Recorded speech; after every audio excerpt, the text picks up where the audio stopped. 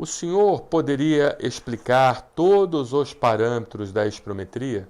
Olha, eu vou tentar falar, né? Pelo que eu me lembro da minha faculdade de medicina, né?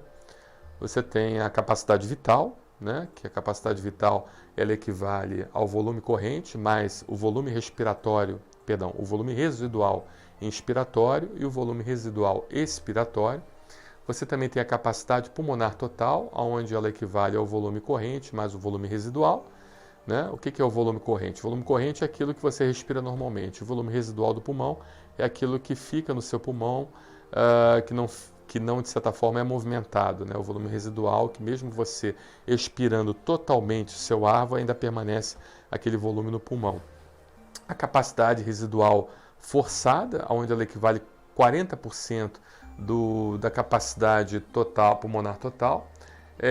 E os parâmetros de espirometria principais que a gente avalia com mais intensidade, principalmente nós, assim, que somos médicos, assim, que não somos especialistas na área da pneumologia, certamente o pneumologista ele vai ter muito mais tato, ele vai ter muito mais formação, mas o que o médico alergista ele precisa saber são 3 parâmetros, né?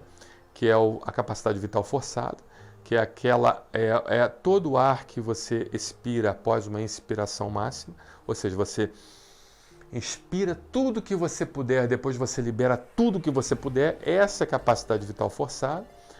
O volume respiratório forçado no primeiro segundo, lembrando que 80% de todo o ar que você expira na capacidade vital forçada, ela é liberada no primeiro segundo, por isso que esse parâmetro é muito importante para a gente poder definir uma doença obstrutiva, restritiva e assim por diante, e o índice de Fenot, que é justamente o volume respiratório forçado no primeiro segundo sobre a capacidade vital forçada, onde a gente vai ter o parâmetro mostrando justamente se o paciente tem um quadro obstrutivo ou restritivo. Por exemplo, se você tem uma asma, você tem uma capacidade de expirar.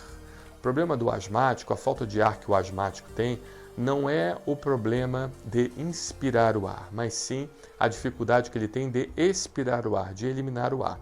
Então, um parâmetro muito importante na hora de você soprar, aquele sopra, que o paciente sopra no espirômetro, é justamente o volume expiratório forçado no primeiro segundo, né? Porque como a gente libera 80% da nossa capacidade vital forçada, de toda a expiração que a gente elimina no pulmão no primeiro segundo, então esse valor ele precisa estar acima de 80%, entendeu? Ele não pode estar abaixo de 80%. Se ele estiver abaixo de 80%, então já vai indicar um padrão obstrutivo, tá? E o índice de Fenot justamente ele nos dá essa facilidade no entendimento dessa avaliação, porque se o índice de Fenot estiver abaixo de 80%, então o paciente tem um padrão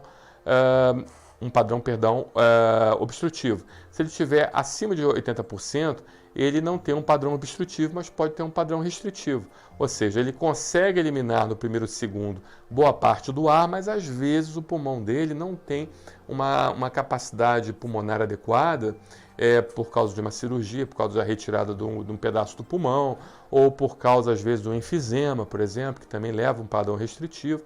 E aquele enfisema, por exemplo, um paciente que não tem asma, mas tem enfisema, tem uma capacidade, tem um volume expiratório forçado normal, né? Ele consegue eliminar no primeiro segundo boa parte do volume de ar que ele tem no pulmão, mas ao mesmo tempo a capacidade vital forçada, ou seja, aquela curva que a gente vê, ela não consegue se manter adequadamente, entende? Ela acaba decaindo porque ele não tem muito ar para expirar, entendeu? Eu sei que é um pouco confuso isso, mas um médico certamente vai entender o que eu estou falando. Então, quando você pega um exame de espirometria, você tem que ver esses 3 parâmetros principais, né? Capacidade vital forçada, ou seja, se um paciente, por exemplo, tiver um enfisema, ele vai ter certamente um volume expiratório forçado no primeiro segundo normal, mas ele vai ter uma capacidade vital forçada alterada.